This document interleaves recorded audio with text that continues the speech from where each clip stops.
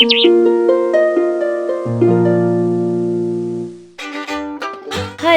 And welcome back to Sampitanu blogs.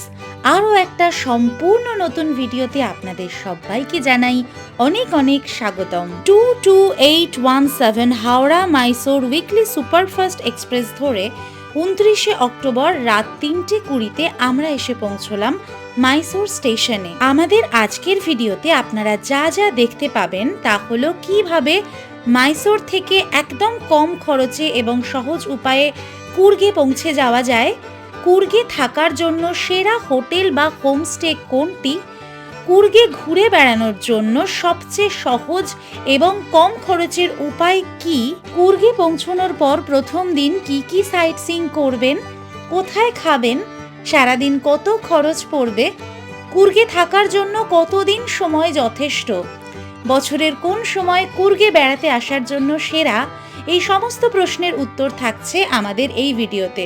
তাই ভিডিওটা একদম শেষ অবধি দেখতে থাকুন। আর আমাদের চ্যানেলে যদি নতুন হন আর এখনো চ্যানেলটা সাবস্ক্রাইব করে না থাকেন তাহলে এক্ষুনি সাবস্ক্রাইব করে বেল আইকনটা ক্লিক করে দেবেন। প্রতি সপ্তাহে আমাদের নতুন নতুন ভিডিও আসে। মাইসোর স্টেশনের বাইরে আমরা এলাম। মাইসোর স্টেশনটা এখন 4:10 বাজে। বাইরে থেকে দেখতে এরকম লাগছে, খুব একটা ভালো করে দেখাতে পারছি না, আলো নেই। আমরা মাইসোর স্টেশনের বাইরে দাঁড়িয়ে আছি। আজকে হলো 29/10/2023, 29th of October। আর আমরা এখান থেকে জার্নি শুরু করছি আমাদের কুর্গের জন্য। আমাদের এই ভিডিওটা শেষ পর্যন্ত দেখতে থাকবেন, তাহলে আপনারা জানতে পারবেন যে কিভাবে একদম সহজে কম খরচে এখান থেকে চলে যেতে পারবেন কুর্গে। তো মাইসোর স্টেশন থেকে বেরোনোর পর আমরা এখান থেকে নিয়ে নিচ্ছি একটা অটো। 50 টাকা অটো ভাড়া। এখান থেকে 2 কিলোমিটার দূরে রয়েছে মাইসোর বাস স্ট্যান্ড। তো এখন আমরা সেখানেই যাব। মাত্র 50 টাকায় 10 মিনিটের এই অটো যাত্রা করে আমরা চলে এসেছিলাম মাইসোরের কেএসআরটিসি বাস স্ট্যান্ডে। কিন্তু বাস স্ট্যান্ডে পৌঁছানোর পর কিছু বোঝার আগেই দেখলাম বাস স্ট্যান্ডের বাইরে চলে এসছে কুর্গে অর্থাৎ মাদিকেরি বাস স্ট্যান্ড যাবার জন্য কেএসআরটিসির সরকারি বাস। তাই আর কোনো কিছু না ভেবে সোজা উঠে পড়লাম বাসে। তবে এই মাইসোর কেএসআরটিসি বাস স্ট্যান্ড কিন্তু কর্ণাটকের একটি অত্যন্ত গুরুত্বপূর্ণ বাস স্ট্যান্ড এবং এটি সম্পর্কে আমাদের মাইসোর পর্বের ভিডিওতে আমি একদম বিস্তারিতভাবে আলোচনা করব। হাই, আমরা এখন উঠে পড়েছি কেএসআরটিসির বাসে। মানে জাস্ট আমরা বাস স্ট্যান্ডে এসছি আর এই বাসটা পাশ থেকে যাচ্ছিল। তো আমরা জিজ্ঞেস করলাম যে এটা কোথাকার বাস, বললো মাদিকেরি মানে কুর্গ। অ্যাকচুয়ালি আমরা এক্সপেক্টও করিনি, আমাদেরকে স্টেশন থেকেও বলে দেওয়া হয়েছিল যে 6টার পরে একটা বাস আছে। আমরা ধীরে সুস্থেই আসছিলাম, কিন্তু এভরিডে 4:30 AM এই বাসটাও ছাড়ে একদম। তাহলে আপনারা যদি ঠিকঠাক হাওড়া মাইসোরে আসেন এই 4:30 বাসটা কিন্তু পেয়ে যেতে পারেন খুব সহজে। সেই জন্য আমরা একদম বাসে উঠে পড়েছি। একদম ফাঁকা ফাঁকাই আছে বাস, কিন্তু প্রতিটা স্টপেজে দাঁড়াতে দাঁড়াতে যাবে এবং প্যাসেঞ্জার তুলতে তুলতে যাবে। এখন কিন্তু খুবই কম প্যাসেঞ্জার, ফাঁকায় ফাঁকায় দারুণভাবে চলে যাব আশা করছি। মাইসোর বাস স্ট্যান্ড থেকে মাদিকেরি বাস স্ট্যান্ডের দূরত্ব হলো 119 কিলোমিটার। আমাদের যেতে সময় লাগবে 2 ঘন্টা 40 মিনিট মতন। যদিও এখনো ভোরের আলো ফোটেনি, তাও আপনাদেরকে একটু বাসের ভিতরটা দেখিয়ে দেবার চেষ্টা করছি। দেখতেই পাচ্ছেন ভিতরে কিন্তু লোকজন একদমই কম, খুব অল্প সংখ্যক প্যাসেঞ্জার রয়েছেন। আর এই হলো ব্যাগ রাখবার জায়গা, এখানে আমাদের ব্যাগও আমি রেখে দিয়েছি। কুয়াশাতে কি অবস্থা দেখুন সামনে। যত আমরা এগোচ্ছি মাদিকেরির দিকে মানে কুর্গের দিকে আর কি, এরকম সাংঘাতিক অবস্থা। কুয়াশায় পুরো রাস্তা চাপা পড়ে গেছে বলতে গেলে। উল্টো দিকের গাড়ির আলো খুব আস্তে দেখা যাচ্ছে, কিন্তু আমাদের ড্রাইভার দাদা খুব ভালো, খুব এফিশিয়েন্টলি গাড়ি চালাচ্ছেন উনি আর কি। ভোরের অন্ধকার আর কুয়াশা চিরে হু হু করে আমাদের বাস ছুটে চলল মাদিকেরির দিকে। 59 কিলোমিটার এখনো বাকি আমাদের কুর্গ বাস স্ট্যান্ড পৌঁছতে। মানে প্রায় হাফ রাস্তা আমরা চলে এসেছি। এখনো ভোরের আলো ফোটেনি, 6:45 বাজে। ধীরে ধীরে দিনের আলো প্রস্ফুটিত হলো আর কুর্গ তার অপূর্ব সৌন্দর্য নিয়ে আমাদের চোখের সামনে উদ্ভাসিত হতে লাগলো। চমৎকার এক রাস্তা দিয়ে ভোর রাত্রে মাইসোর থেকে কুর্গের এই বাস জার্নিটা আজীবন আমার মনে থেকে যাবে।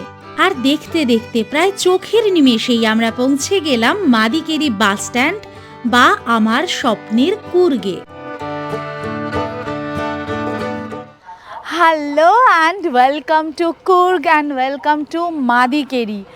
আমরা দারুণভাবে এখানে এসে পৌঁছেছি। জাস্ট আপনাদেরকে তো দেখালাম মাইসোর পৌঁছানোর পর, মাইসোর বাস স্ট্যান্ডে আসবার পরেই ঠিক ভোর 4:30টার সময় মাইসোর থেকে কুর্গের উদ্দেশ্যে একটি বাস ছাড়ে, সরকারি বাস, এসআরটিসির বাস। তো সেই বাসে করেই কিন্তু আমরা চলে এসেছি। আমাদের একদম পাক্কা 2.5 ঘন্টা সময় লেগেছে, 2 ঘন্টা 30 মিনিট। দারুণ রাস্তা ছিল, আর রাস্তায় আসার সময়ে অসম্ভব কুয়াশা ছিল মাঝখানে, আর মাঝপথ খানিকটা মানে কুর্গে ঢোকার আগে আগে একটু ঘুমিয়েও পড়েছিলাম। তো যাই হোক, 7টার মধ্যে কিন্তু আমরা কুর্গে চলে এসেছি একদম। এটা মাদিকেরি বাস স্ট্যান্ড, এবং এখানে এসে যেটা জানতে পারলাম, নির্দিষ্ট সময়ে অন্তর অন্তর কিন্তু এখান থেকেও মাইসোর যাওয়ার বাস ছাড়ে। এবং বাস ভাড়াটা বলে দিই, বাসে কিন্তু খুব কমফোর্টেবল জার্নি, এবং ভাড়া আমাদের পড়েছে 130 টাকা করে, পার হেড 130 টাকা। তো খুবই কম ভাড়ায় এতখানি রাস্তা, যেটা প্রাইভেট কার বুক করে আসতে গেলে আমি যতটা অনলাইনে দেখেছিলাম মোটামুটি 2,500 থেকে 3,000 টাকা খরচ পড়তো, সেটা একদমই কম খরচে আমাদের হয়ে গেছে, এবং যথেষ্ট কমফোর্টেবল। বাসে কিন্তু বিশাল ভিড়ও ছিল না, দেখতেই পাচ্ছেন একের পর এক সরকারি বাস ঢুকছে। এরকমই একটি বাসে আমরা এসেছি, তো আমাদের কোনো অসুবিধা হয়নি। আমি হাইলি রেকমেন্ড করব আপনাদেরকে, মানে আমার পরামর্শ থাকবে, যদি আপনারা মাইসোর থেকে কুর্গে আসার জন্য ভাবেন তাহলে বাস জার্নিটা করতেই পারেন, বাসে করে আসতেই পারেন, কোনো অসুবিধা হবে না, আপনাদের ডেফিনেটলি খুব ভালো লাগবে। তো এবার এখান থেকে আমাদের হোমস্টে বা হোটেল খোঁজার পালা। এই কাছাকাছির মধ্যে দেখব কোনো ভালো হোটেল যদি পাই, সবটাই আপনাদের সাথে শেয়ার করব, তাই জন্য ভিডিওটা শেষ পর্যন্ত দেখতে থাকুন।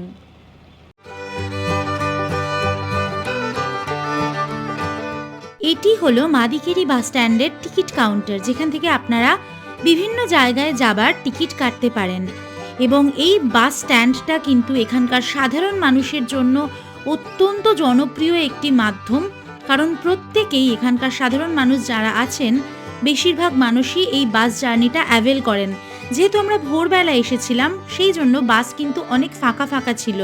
বেলার দিকের বাসগুলিতে এখানে কিন্তু বেশ ভিড় হয়। এই বাস স্ট্যান্ড থেকে কিন্তু এসি এবং নন এসি দু রকম বাসই ছাড়ে। আমরা যেমন মাইসোর থেকে নন এসি বাসে এখানে চলে এসেছি, ঠিক সেরকম এখান থেকে কিন্তু ব্যাঙ্গালোরে যাবার এবং আসার এসি এবং নন এসি ডিরেক্ট বাস অ্যাভেলেবেল রয়েছে। মাদিকেরি থেকে মাইসোর বাসে পৌঁছানোর যে যাত্রাপথের সৌন্দর্য, সেটা আমরা আপনাদেরকে একটি পৃথক ভিডিওর মাধ্যমে দেখাবো। বাস স্ট্যান্ডের লাগোয়াই একটা হোটেল আছে, অক্ষয় রেস্টুরেন্ট, তো সেখানেই এসেছি। এখন একটু কফি নিয়েছি, আর তার সাথে একটা বান বাইরে থেকে কিনেছিলাম, এটা 30 টাকা নিয়েছিল 4টে, এই যে, আর কফিটা 15 টাকা করে। এটা খেয়ে তারপর এখান থেকে যাব হোটেলের দিকে। তো এখন আমরা উঠে পড়েছি অটোতে। এখান থেকেই মোটামুটি কয়েকটা হোমস্টেতে কথা হয়েছে। যে বাসে এসছি সেই বাস কন্ডাক্টর দাদা দিয়েছেন একটা হোমস্টের নাম্বার, আর এখানের একজন ট্যাক্সি ড্রাইভার দাদা, উনিও নিজে থেকে এসে হেল্প করলেন। তো সত্যি কথা বলতে সবাই খুব মিষ্টভাষী এবং ভীষণই হেল্পফুল। কয়েকজনের সাথে কথা হয়েছে, সবকটাই ভালো লেগেছে। তো একটা অটো নিয়ে যাচ্ছি মোটামুটি একটা প্রপার্টিতে, এখন যদি ভালো হয় তো ফাইনালি সবটা আপনাদেরকে জানাবো। আচ্ছা, এখানে একটা দারুণ জিনিস হয়েছে। আমরা বাস স্ট্যান্ড থেকে হোটেলে যাওয়ার সময়ই আমাদের যে দাদা আছেন উনি এই বাইক রেন্টালে নিয়ে আসলেন। এটা হচ্ছে টপ গিয়ার বাইক রেন্টাল, একদম বাস স্ট্যান্ডের কাছেই। এখান থেকে আমি এই স্কুটিটা রেন্ট নিয়ে নিলাম 4 দিনের জন্য। এই স্কুটিটা আমি রেন্ট নিলাম পার ডে 600 টাকা করে, 4 দিনের জন্য 2400 টাকা আমার ভাড়া পড়লো। আর আপনারা যদি বাইক নেন তাহলে তার কতটা ভাড়া পড়বে সেটা আমি ডিটেল দিয়ে দেবো স্ক্রিনে। এক একটা মডেলের জন্য এক এক রকমের ভাড়া রয়েছে।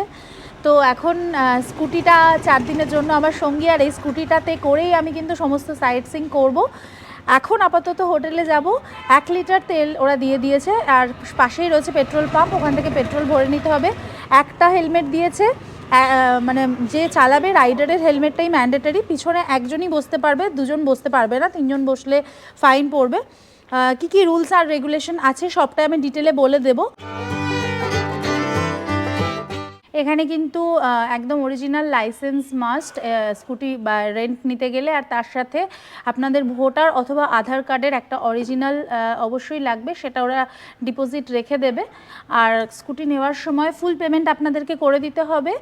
আর যখন আপনারা স্কুটিটা নেবেন তার কন্ডিশনটা ভালোভাবে চেক করে নেবেন, যাতে পরবর্তীতে কোনো রকম কমপ্লেন না করতে পারে। এখানে পুরো ট্যুর প্ল্যানটা দিয়ে দেওয়া রয়েছে, এই প্ল্যান অনুযায়ী আপনারা ঘুরে দেখতে পারেন।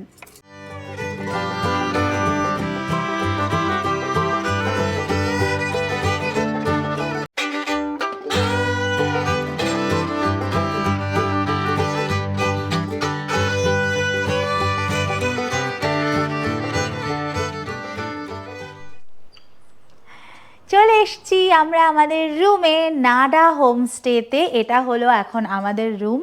ভীষণ সুন্দর রুমটা, আপনাদেরকে একটু রুমটা ঘুরে দেখিয়ে দিই। দেখুন, এইখানে হচ্ছে রুমের ভেতর রয়েছে এরকম সুন্দর একটা খাট, মানে খাটের স্টাইলটাই দেখতে পাচ্ছেন একদমই অন্যরকম। মানে জেনারেলি আমরা হোমস্টে বা হোটেলে যে ধরনের খাট দেখে থাকি সেরকম নয়, একদমই আলাদা একটা সুন্দর বেড রয়েছে। আচ্ছা, বেডের একদম নিচে দেখুন একটা ছোট সিঙ্গেল বেড রয়েছে। এই বেডটাতেও কেউ চাইলে থাকতে পারবে বা একটু আধটু রেস্ট নেওয়ার জন্য এই বেডটা কিন্তু বেশ সুন্দর। এখানে গায়ে দেওয়ার জন্য ব্ল্যাঙ্কেটও দিয়ে দেওয়া রয়েছে এই বেডে। আচ্ছা, এবার এই সাইডটা দেখাই। রুমের এই সাইডে রয়েছে একটা সুন্দর টেবিল, টেবিলটাও উপরে পাথর দেওয়া রয়েছে। আর এখানে রয়েছে একটা চেয়ার, স্টাডি টেবিল টাইপের। এখানে রয়েছে সুইচ বোর্ড, তার পাশে রয়েছে প্লাগ পয়েন্ট। আর বিছানার আরেক দিকে, মানে এটা হলো রুমের একটা সাইড গেল, আর দরজা দিয়ে ঢুকে এখানে পাবেন একটা ছোট্ট সাইড টেবিল। এটাকে আপনি ড্রেসিং টেবিল টাইপের হিসেবেও ব্যবহার করতে পারেন, কারণ উল্টো দিকে রয়েছে আয়না। আয়নাটাও খুব সুন্দরভাবে একদম ডিজাইন করা, একদমই অন্যরকম। আর তার নিচে এটা রয়েছে, এটা ড্রেসিং টেবিল হিসেবে ব্যবহার করতে পারেন, অথবা আপনার যদি এটা অতটা নাও লাগে এটাকে বেড সাইড টেবিল হিসাবেও ব্যবহার করতে পারেন, যেটা দেখালাম। আর বিছানার অন্য দিকে রয়েছে এরকম আর একটা কর্নার টেবিল, সেটাও ওপরে সুন্দর কালো পাথর দিয়ে সেট করা রয়েছে। আর এই দিকেও বিছানার মানে ঠিক এই সাইডটাতেও কিন্তু এই সুইচ বোর্ড রয়েছে, প্লাগ পয়েন্ট রয়েছে, এবং এখানে ফ্যানের সুইচও রয়েছে। এখানে হ্যাঙ্গার রয়েছে, এয়ার ফ্রেশনার দেওয়া রয়েছে। এছাড়াও দাদা কিন্তু এয়ার ফ্রেশনার দিয়ে গেলেন ঘরে। এখানে মসকুইটো রেপেলেন্ট রয়েছে। আর এবার দেখাবো বাথরুমটা। বাথরুমটা বেশ বড় একটা বাথরুম। গিজার রয়েছে, বড় একটা গিজার রয়েছে। গিজারের সুইচ এখানে রয়েছে। এই হলো গিজার। এইটা হচ্ছে এয়ার এক্সস্টার, শাওয়ার, এই কল। আর এখানে জামা কাপড় রাখার জন্য আর টাওয়েল রাখার জন্য হ্যাঙ্গার আর সমস্ত কিছু রয়েছে, এখনও টাওয়েল দেয়নি। এখানে হ্যান্ড ওয়াশ রয়েছে, হ্যান্ড শাওয়ার, পাশে এরকম ওয়াশ বেসিন, তার সামনে এরকম সুন্দর আয়না। এখানেও কিন্তু সুইচ বোর্ড রয়েছে, সাথে প্লাগ পয়েন্ট রয়েছে এবং ডাস্টবিন রয়েছে। তো সব মিলিয়ে এই হলো রুম আর বাথরুম। এই রুমের ভাড়া মোটামুটি 2500 টাকা পড়বে আপনার সিজনের সময়। অফ সিজনে আসলে 1800 থেকে 2000 টাকা পড়বে। আমরা যেহেতু ভিডিও করছি সেজন্য আমাদেরকে কিছু পরিমাণ, খুবই অল্প পরিমাণ ডিসকাউন্ট দেওয়া হয়েছে। তবে বেশ ভালো লেগেছে আমাদের এই রুমটা। আমরা এই জন্য দেখে এসে পছন্দ করেই এই রুমটা নিয়েছি। আর আপনাদের কেমন লেগেছে এই রুমটা সেটাও কিন্তু আমাদেরকে জানাতে ভুলবেন না। এই নাডা হোমস্টের একটি জিনিস আমার দারুণ লেগেছে, সেটি হলো এখানকার ওপেন কিচেন এবং সেখানে রান্না করে খাবার সুব্যবস্থা। যেহেতু আজ আমরা এখনো ব্রেকফাস্ট করিনি, তাই এই হোমস্টের দাদাকে বলতে উনি আমাদের জন্য দুধ এবং ডিম এনে দিলেন। সেটা দিয়েই আমি এখানে ডিম ভাজা আর চা বানাচ্ছিলাম। আপনাদেরকে এখন পুরো ডাইনিং এরিয়াটাও দেখিয়ে দিচ্ছি, তাহলে আপনারা একটা আইডিয়া পাবেন। ভীষণই সুন্দর, পরিষ্কার পরিচ্ছন্ন এবং সাজানো গোছানো। এবং এখানে নিয়ম হচ্ছে, আপনি যদি এখানে রান্না করেন এই কিচেনে, তাহলে যে বাসনপত্রগুলো ব্যবহার করবেন রান্না এবং খাবার সময়, সেগুলো ব্যবহারের পর আপনাদেরকে মেজে ধুয়ে রেখে দিতে হবে।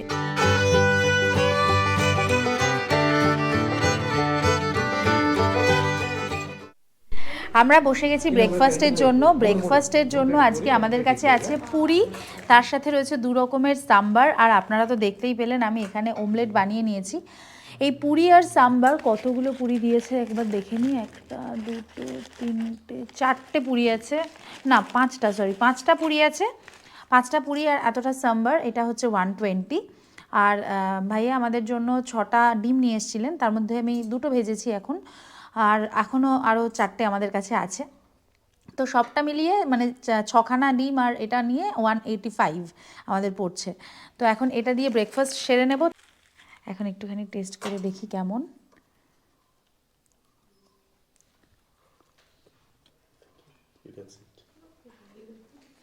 খুবই ভালো। ডিম ভাজা আর কি বলবো, নিজে নিজেই করেছি, তো ইটস গুড।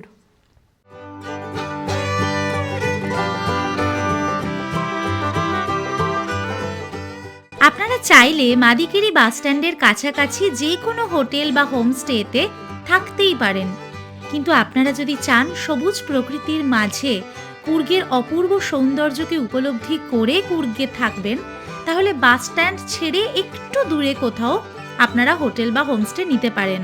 যেমন আমাদের এই নাডা Coorg stay Madikeri bus stand থেকে মাত্র 3 কিলোমিটার দূরেই অবস্থিত। আর যেহেতু আমাদের সাথে স্কুটি রয়েছে, তাই যাতায়াতেরও কোনো সমস্যা নেই। সেই জন্য এই অপূর্ব সুন্দর হোমস্টেতে থাকার সুযোগ আমরা কিন্তু একদমই ছাড়িনি। হ্যালো, আমরা বেরিয়ে পড়েছি এখন কুর্গ সাইট সিংয়ের জন্য, যেটা আপনারা দেখেছেন যে আমরা কিন্তু একটা স্কুটি ভাড়া করে নিয়েছি এবং সেই স্কুটিটা আগামী 4 দিনের জন্য ভাড়া করেছি 24/7, মানে স্কুটি জমা দেওয়ারও কোনো ব্যাপার নেই। আমরা আমাদের হোমস্টে অর্থাৎ নাডা হোমস্টের সামনে গাড়ি রেখে পুরো হোমস্টে থেকে ফ্রেশ হয়ে খাওয়া দাওয়া করে এখন বেরিয়েছি 1:30 বাজে, ঠিক দুপুর 1:30টার সময় বেরিয়েছি। একদম সামনে আগে আমরা বাস স্ট্যান্ডের কাছে যাব, ওখানে গিয়ে গাড়িতে তেল ভরতে হবে, আর কাছাকাছি যে কটা সাইট সিং আজকে আছে, যেহেতু আজকে বেলা হয়ে গেছে, সেই কটা সাইট সিং আজকে করে নেব। বেসিক্যালি আজকের কোনো প্ল্যান আমাদের ছিল না, কারণ আমরা জানতামই না যে কখন আসবো কখন বেরোবো, কিন্তু যেহেতু তাড়াতাড়ি হয়ে গেছে সেই জন্য চাইছি যে আজকে কাছাকাছিগুলো করে নিলে আপনাদেরকেও দেখাতে পারবো আর আমাদেরও খুব ভালো লাগবে। ঘরে বসে থাকার তো কোনো মানেই হয় না এত তাড়াতাড়ি যখন সব কিছু হয়ে গেছে। তো এখন চলুন যাওয়া যাক, আগে তেল ঠেল ভরি, তারপরে গিয়ে কোথায় কোথায় যাই, কোন কোন জায়গা, তার সমস্ত ডিটেলস আমি বলে দেবো, সেই জন্য ভিডিওটা শেষ পর্যন্ত দেখতে থাকুন। আচ্ছা, হেলমেট কিন্তু মাস্ট স্কুটিতে বসলে, এখানে শুধু রাইডারেরই হেলমেট লাগে।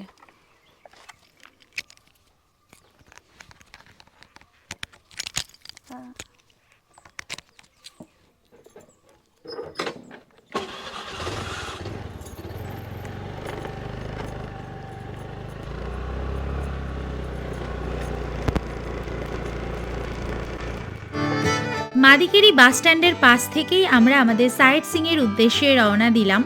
তবে যাবার পথে বেশ খিদে পেয়ে যাওয়ায় আমরা একটু লাঞ্চটা প্রথমে সেরে নিলাম।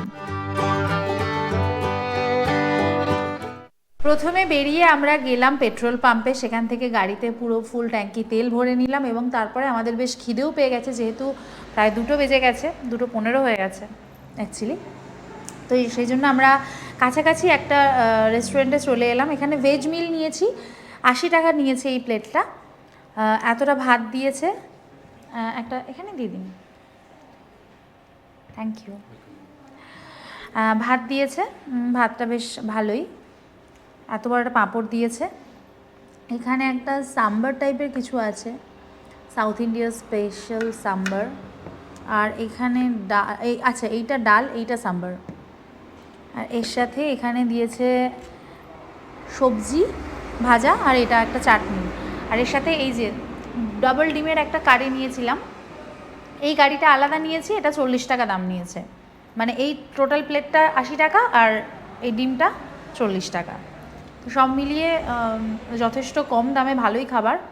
একটুখানি আমি খেয়ে দেখে বলে দিই কেমন, তবে দেখে মনে হচ্ছে ফ্রেশ খাবার, একদম গরম ধোঁয়া উঠছে, ভালোই লাগবে। আর এখন খিদে পেয়েছে, খিদের সময় মোটামুটি পরিষ্কার পরিচ্ছন্ন খাবারটা হলেই হলো আর কি।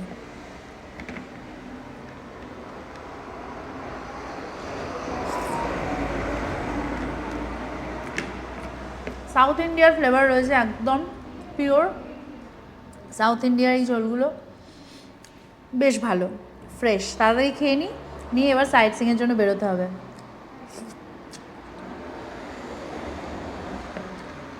কর্ণাটকের 31টি জেলার মধ্যে সবচেয়ে কম জনবহুল জেলা হলো এই কুর্গ। 1584 বর্গ মাইল জায়গা নিয়ে অবস্থিত এই কুর্গ জেলাটি পশ্চিমঘাট পর্বতমালার পূর্ব ঢালে অবস্থিত। প্রথমেই আমরা যাচ্ছি মাদিকেরি ফোর্টের দিকে। মাদিকেরি বাসস্ট্যান্ড থেকে মাত্র 550 মিটার দূরে শহরের প্রাণ কেন্দ্রে অবস্থিত এই মাদিকেরি ফোর্ট।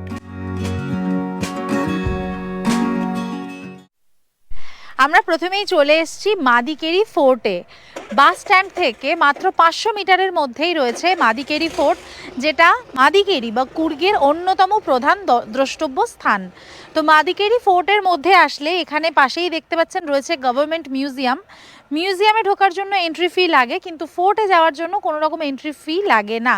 এবং এই ফোর্টে ঢোকার টাইমিং হচ্ছে সকাল 10টা থেকে বিকেল 5:30 পর্যন্ত। ফোর্টটা এই দিক দিয়ে চলে যেতে হয়।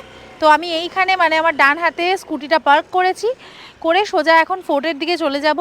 এটা কিন্তু 17 শতকে অন্যতম প্রধান একটা ফোর্ট ছিল। ডিটেলটা আমি ভেতরে গিয়ে বলছি, চলুন এখন ফোর্টের ভিতরে যাওয়া যাক। এটা হলো পার্কিং এরিয়া, গাড়ি পার্ক করার জন্য কোনো টাকা পয়সা লাগে না। আর এই দিকে রয়েছে আরও একটি মিউজিয়াম, যেখানে এখন রেনোভেশনের কাজ চলছে।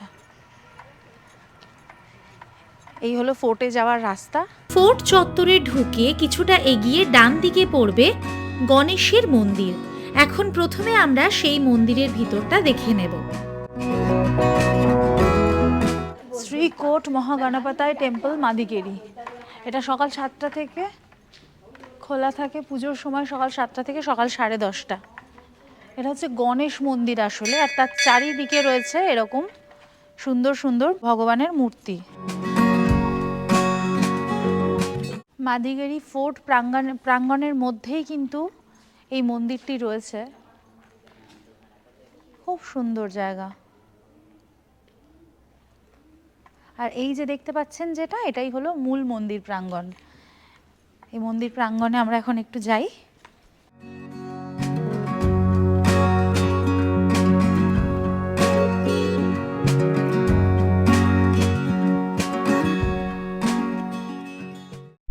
এখন যে বিশালাকার দুটো হাতি আপনারা দেখতে পাচ্ছেন, এগুলো দুটো হাতি কিন্তু পাথরের তৈরি, এবং 1834 সালে এই হাতিগুলো তৈরি করা হয়েছিল তৎকালীন যারা ছিলেন শিল্পী তাদের দ্বারা। এই দুর্গের উত্তর পূর্ব প্রবেশ পথেই আপনারা এই হাতি মূর্তি দুটো দেখতে পাবেন।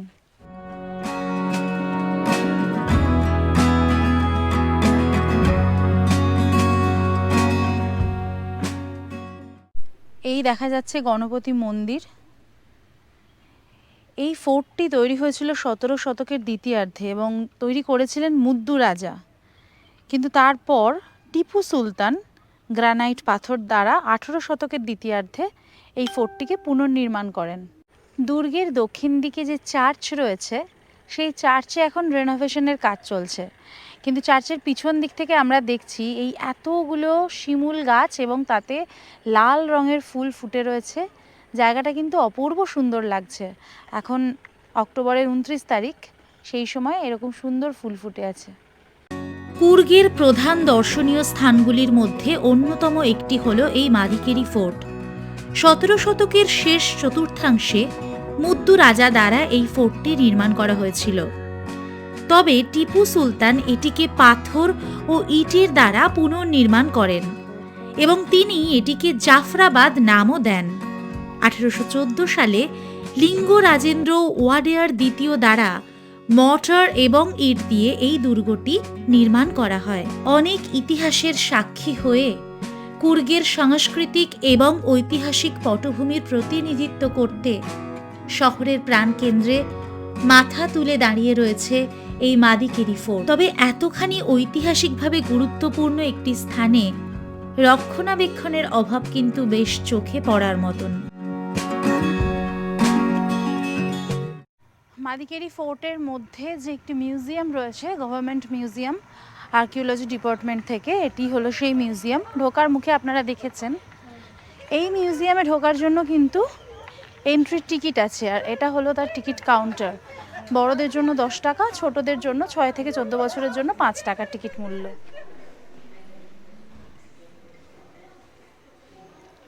মিউজিয়ামের ভিতরে আমরা চলে এসেছি।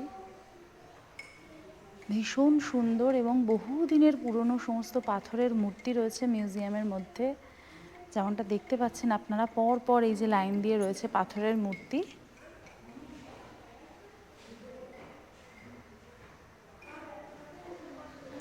আর আমি যেখানে দাঁড়িয়ে আছি এখানে ভীষণ ইন্টারেস্টিং একটা জিনিস আছে।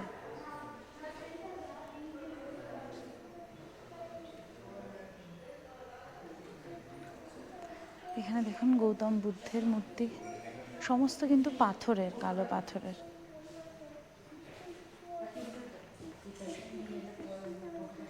এখানে কয়েন্স রয়েছে।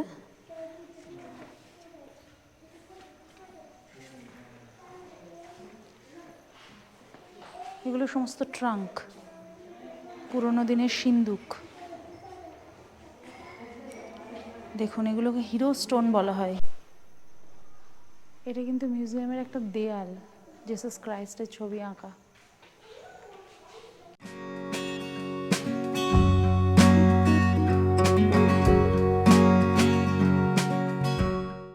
মাদিকেরি ফোর্ট থেকে বেরিয়ে আমরা এখন রওনা দিলাম রাজা স্টোম্বের উদ্দেশ্যে। মাদিকেরি ফোর্ট থেকে এই রাজা স্টোম্বের দূরত্ব মাত্র 1.4 কিলোমিটার। আমাদের ওই 5 মিনিট মতন সময় লাগলো। আমরা এখন চলে এসেছি রাজা স্টোম্বে। এই যে একটু আগে যেখানে ছিলাম আর কি, মাদিকেরি ফোর্ট, ওখান থেকে মাত্র 1.4 কিলোমিটার দূরেই অবস্থিত এই রাজা স্টোম্ব। আমরা একদম গুগল ম্যাপ দেখেই এখানে চলে এলাম। এখানে এন্ট্রি টিকিট হচ্ছে 10 টাকা করে পার হেড, আর টাইমিং হচ্ছে সকাল 8:30 থেকে সন্ধে 6টা পর্যন্ত। তো আমরা টিকিট কেটে ভেতরে ঢুকে পড়েছি। এখন ভেতরটা আপনাদেরকে ঘুরে দেখাবো আর আমরাও দেখবো। চলুন ভিতরে যাওয়া যাক। রাজা স্টোম্বে আমরা যখন পৌঁছলাম তখন ঘড়িতে বাজে বিকেল 4টে। তবে আমরা আজকের ভিডিও কিন্তু শেষ করব এখানকার সেরা সানসেট পয়েন্ট দেখিয়ে। রাজার টোম বা রাজা স্টোম, যেটা গাদ্দিগে কর্ণাটকের বিখ্যাত এবং অন্যতম একটা ট্যুরিস্ট স্পট। এটা কিন্তু কুর্গে আসলে বা মাদিকেরি আসলে এই পয়েন্টটাতে আসতেই হবে। ভীষণ সুন্দর স্মৃতিসৌধ, স্মৃতিস্তম্ভ এটা। দেখতেই পাচ্ছেন চারপাশটা কি সুন্দরভাবে সাজানো, এবং 3খানা এখানে সমাধি রয়েছে। 3টেই আমরা ঘুরে দেখব এবং সেগুলো সম্পর্কে ডিটেলে জানব। একদম প্রথমটা থেকে শুরু করলাম। যে স্থাপত্যগুলো দেখুন, কি অসম্ভব সুন্দর কাজ করা রয়েছে দেয়ালের গায়ে।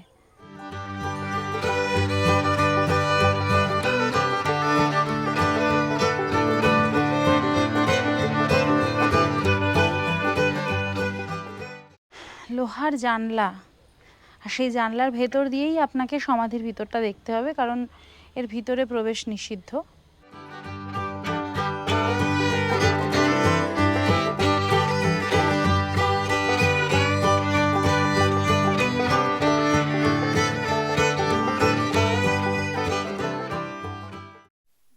এই যে সমাধিটি এখন আপনারা দেখতে পাচ্ছেন, এই সমাধিটি তৈরি করা হয়েছিল 1820 খ্রিস্টাব্দে। তৈরি করেছিলেন চিক্কবীর রাজেন্দ্র তার বাবা লিঙ্গ রাজেন্দ্রর জন্য। এখন আমরা চলে এসেছি লেফট টোম্বের কাছে, অর্থাৎ বাঁ দিকে যে টোম্বটা রয়েছে, সমাধিটা রয়েছে, সেই সমাধির কাছে। এইটি তৈরি হয়েছিল 1834 খ্রিস্টাব্দে। চলুন সমাধির কাছে যাই, আপনাদেরকে দেখাই। এই যে সমাধিটা, এই সমাধিটা তৈরি হয়েছিল কিন্তু বীর রাজেন্দ্রর যে গুরু ছিলেন সেই গুরুর জন্য। এই সমাধির মধ্যেও কিন্তু ঢোকা যায় না। বীর রাজেন্দ্রর গুরু রুদ্রাপ্পার জন্য তৈরি হওয়া এই সমাধিটি রয়েছে বাঁ দিকে।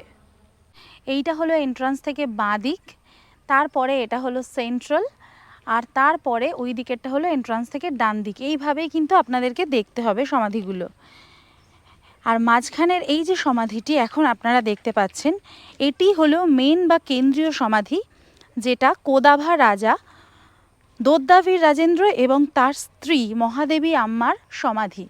যদিও এনারা মুসলিম রাজা ছিলেন, তবে সবচেয়ে আশ্চর্যের ব্যাপার হলো এই সমাধির মধ্যে কিন্তু নন্দী অর্থাৎ শিবের যে বাহন, তাকে পুজো করা হয়। মাঝের সমাধিটির মধ্যে প্রবেশ করা গেলেও সেখানে ভিডিও ক্যামেরা অ্যালাউড ছিল না বলে ভিতরের দৃশ্য আপনাদেরকে দেখাতে পারলাম না, তবে বাইরে থেকে পুরো জায়গাটা কিন্তু অপূর্ব সুন্দর লাগছিল এই সময় দেখতে।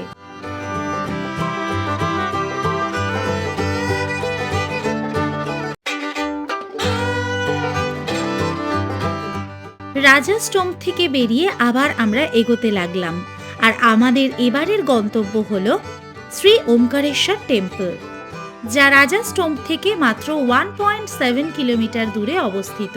আপনাদের যদি স্কুটি বা বাইক চালাতে অসুবিধা হয় বা চালাতে না পারেন, সেক্ষেত্রে আপনারা 4 চাকা অথবা অটো বুক করে এই জায়গাগুলি কিন্তু একদিনেই দেখে নিতে পারেন।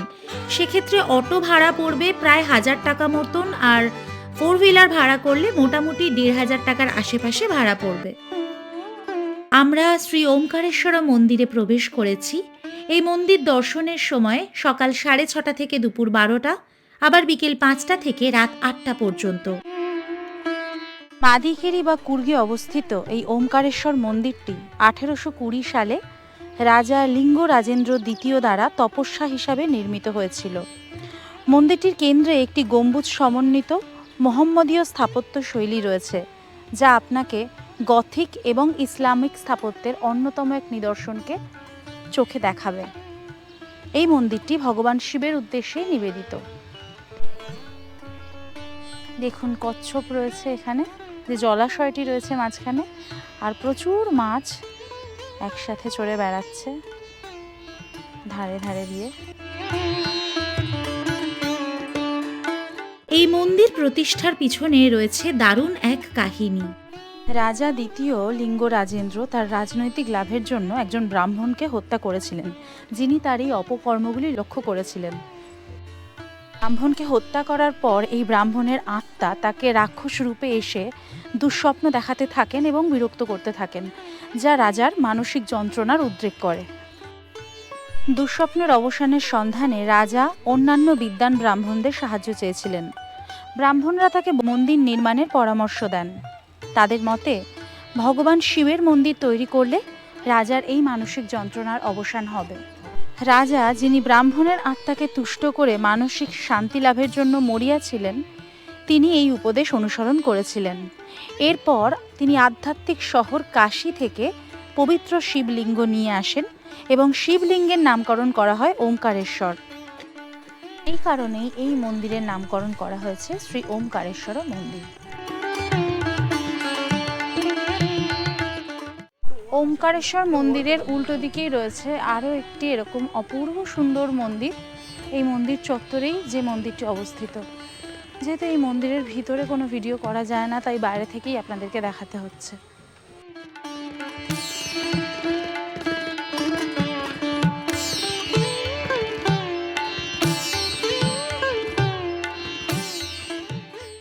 ওমকারেশ্বর মন্দির থেকে বেরিয়ে এবারে আমাদের গন্তব্য হলো রাজা সিট পার্ক। ওমকারেশ্বর মন্দির থেকে মাত্র 1.3 কিলোমিটার দূরে অবস্থিত এখানকার অন্যতম আকর্ষণীয় সানসেট ভিউ পয়েন্ট হলো এই রাজা সিট পার্ক।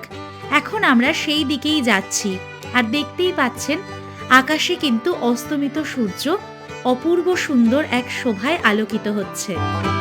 রাজা সিট পার্কের পাশেই রয়েছে এই দারুণ সুন্দর একটি মন্দির, কিন্তু আমরা তাড়াতাড়ি সূর্যাস্ত দেখার জন্য পার্কিং লটে গাড়ি পার্ক করে পার্কের মধ্যে প্রবেশ করলাম। আর এখানে দেখতে পাচ্ছেন যে কি সাংঘাতিক ভিড়। এখন চলে এসেছি রাজা সিটে। রাজা সিট ভেতরে কিন্তু অনেক বড় একটা গার্ডেন। যেমন সুন্দর এখানে গার্ডেনটা রয়েছে, তেমন অপূর্ব সুন্দর একটা সানসেট পয়েন্ট রয়েছে। আপনারা চেষ্টা করবেন আপনাদের সারাদিনের ট্যুরটা এইখানে এসে শেষ করার। আর এইখানে রয়েছে তেমন অসম্ভব ভিড়, মারাত্মক ভিড় রয়েছে এখানে। কিন্তু প্রত্যেকটা লোক এসছে এইখানে সূর্যাস্তটা দেখবার জন্য। এই মুহূর্তে, জাস্ট এই মুহূর্তেই একটুখানি মেঘলা করে গেল। আমি আশা করছি যে মেঘটা সরে যাবে একটু আগে। গাড়িটাও যখন আমি পার্ক করছিলাম দারুণ সুন্দর সানি ছিল। তো যাই হোক, টিকিট হচ্ছে এখানে 20 রুপিস, 20 টাকা করে পার হেড। আর টাইমিং হচ্ছে ভোর 5টা থেকে রাত্রি 8টা পর্যন্ত। চলুন এখন সানসেট পয়েন্টের দিকে যাওয়া যাক। দারুণ সুন্দর সাজানো গোছানো একটি পার্ক এবং সানসেট ভিউ পয়েন্ট ছাড়াও এই পার্কের মধ্যে কিন্তু নানান রকম অ্যাডভেঞ্চার অ্যাক্টিভিটিস করবার জায়গা রয়েছে। এই যে জায়গাটা এখন আপনারা দেখতে পাচ্ছেন, এটাই হলো রাজা সিট ভিউ পয়েন্ট। এখানে দেখতেই পাচ্ছেন যে কত মানুষ বসে রয়েছে। এখান থেকেও যেমন অপূর্ব সুন্দর সানসেট দেখা যায়, ঠিক সেরকম আরেকটা স্টেপ নিচে রয়েছে আরও একটি জায়গা, ওখান থেকে আনহিন্ডার্ড ভিউ পাওয়া যাবে রাজা সিট ভিউ পয়েন্টের। ওখান থেকেও খুব সুন্দর সানসেট দেখা যাবে। প্রচুর প্রচুর মানুষ রয়েছেন এখানে, প্রচণ্ড ভিড় রয়েছে, কিন্তু আনফর্চুনেটলি সানসেটের টাইমেই এখন ফগ হয়ে গেল। আমি জানি না যে এটা আর ক্লিয়ার হবে কি না। 6:45 বাজে এখন।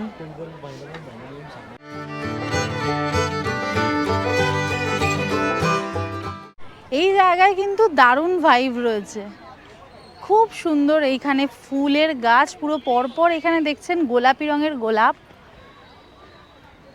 আর মানুষজনও প্রচুর রয়েছেন দেখছি এখানে। না, সেদিন আর আমাদের সূর্যাস্ত দেখবার সৌভাগ্য হয়নি। তবে আপনারা যদি যান, নিশ্চয়ই এখান থেকে দারুণ সুন্দর একটা সূর্যাস্তকে উপভোগ করতে পারবেন। যদিও কুর্গে সারা বছরই খুবই মনোরম একটা আবহাওয়া থাকে, তবে কুর্গে আসার সেরা সময় হলো অক্টোবর থেকে মার্চ মাস। গাছগুলো এরকম সুন্দরভাবে হাতির মতো কাটিং করে রাখা রয়েছে। পার্কটা ভীষণ সুন্দর। আর ওইখানে একটা বড় হাতি রয়েছে, ওটা সত্যি না মিথ্যে গিয়ে কাছে দেখতে হবে। তবে দেখুন, এখন আপনাদেরকে ফলস হাতি দেখাচ্ছি বটে, খুব তাড়াতাড়ি আপনাদেরকে সত্যিকারের হাতি দেখাবো দুবারে এলিফ্যান্ট ক্যাম্পে গিয়ে।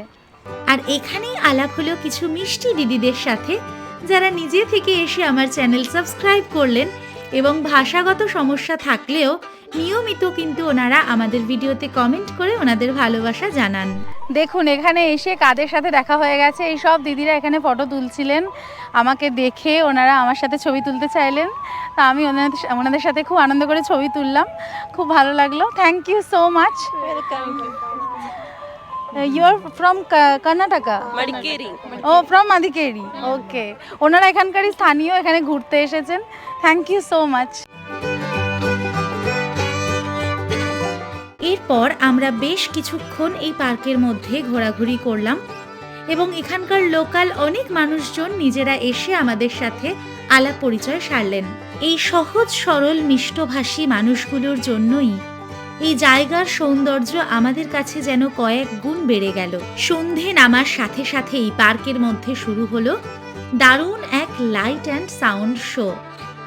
ছোট্ট এই জায়গার মধ্যে এই লাইট অ্যান্ড সাউন্ড শো তখন কিন্তু দারুণভাবে সবাই উপভোগ করতে শুরু করেছেন।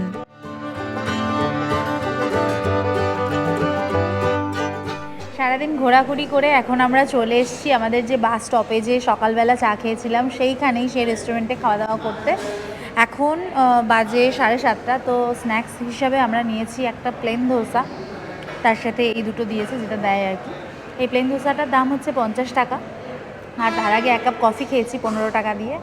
এই দিয়ে মোটামুটি সন্ধেবেলা স্ন্যাক্স সারলাম। আর রাত্রিবেলা ডিনারটাও আমরা ভাবছি এখান থেকেই করে নেব, কারণ আমরা যে হোটেলে রয়েছি ওখানে খাওয়া দাওয়ার অপশন নেই। চাইলে নিজেরা রান্না করে খাওয়া যায়, তো সেখানে আর সেটা আর আমরা করছি না আজকে। এখান থেকে খাওয়া দাওয়া করেই তারপরে যাব। কী খাওয়া দাওয়া করলাম সেটাও আপনাদেরকে দেখাবো, তাই জন্য ভিডিওটা শেষ পর্যন্ত দেখতে থাকুন।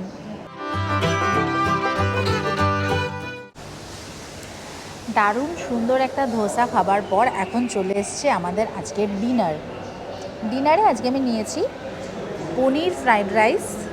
আর এটা কি বলুন তো, এটা কিন্তু চিলি চিকেন নয়, এটা হচ্ছে মাশরুম মাঞ্চুরিয়ান। একদম চিলি চিকেনের মতো দেখতে লাগছে না। অ্যাকচুয়ালি এই হোটেলটা কিন্তু ভেজ হোটেল আর কি, ভেজ রেস্টুরেন্ট। তো যারা ভেজিটেরিয়ান আছেন তাদের জন্য কিন্তু নিশ্চিন্তে এই হোটেলে এসে আপনারা খাওয়া দাওয়া করতে পারেন, খুবই ভালো অপশান একটা। আর আমরাও এই হোটেলটা থেকেই খাবো আজকে সিদ্ধান্ত নিলাম, কারণ রান্নাবান্নার কোয়ালিটি এত ভালো, এত পরিষ্কার পরিচ্ছন্ন, এত বড় এরিয়া নিয়ে প্রচুর মানুষ আসছেন, খাচ্ছেন, দামটামও একদম ঠিকঠাক, খাবারের কোয়ালিটি কোয়ান্টিটি কোনো কিছু নেই, আমাদের কোনো কমপ্লেন নেই আর কি। খুবই ভালো লেগেছে, সেই জন্য ভাবলাম যে আজকে একটু অন্যরকমভাবে ডিনারটা করি। এই যে ছোট্ট ছোট্ট মাশরুমগুলোকে ফ্রাই করে মাঞ্চুরিয়ানটা করেছে। আমি কোনো দিন খাইনি মাশরুম মাঞ্চুরিয়ান, খেয়ে দেখি কেমন হয়েছে, খেয়ে জানাই।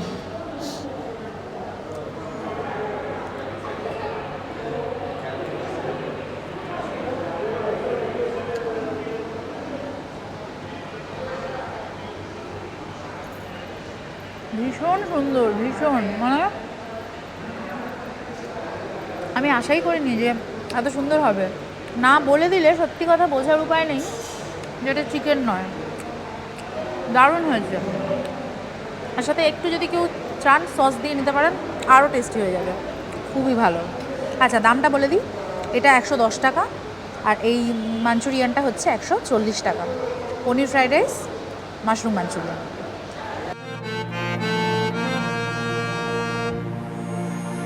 কুর্গের সবকটি পয়েন্ট ঘুরে দেখবার জন্য অন্ততপক্ষে হাতে 3 দিন সময় রাখা দরকার। আমাদের আজকের ভিডিওটা যদি ভালো লেগে থাকে তাহলে অবশ্যই একটা লাইক করে দেবেন, কমেন্টের মাধ্যমে আপনাদের মতামত জানাবেন, শেয়ার করে দেবেন সকলের সাথে, আর অবশ্যই অবশ্যই অবশ্যই সাবস্ক্রাইব করতে ভুলবেন না সম্পিতানু ব্লগস অন ইউটিউব। দেখা হচ্ছে খুব তাড়াতাড়ি কুর্গের পরবর্তী পর্ব নিয়ে। Till then take care and bye by.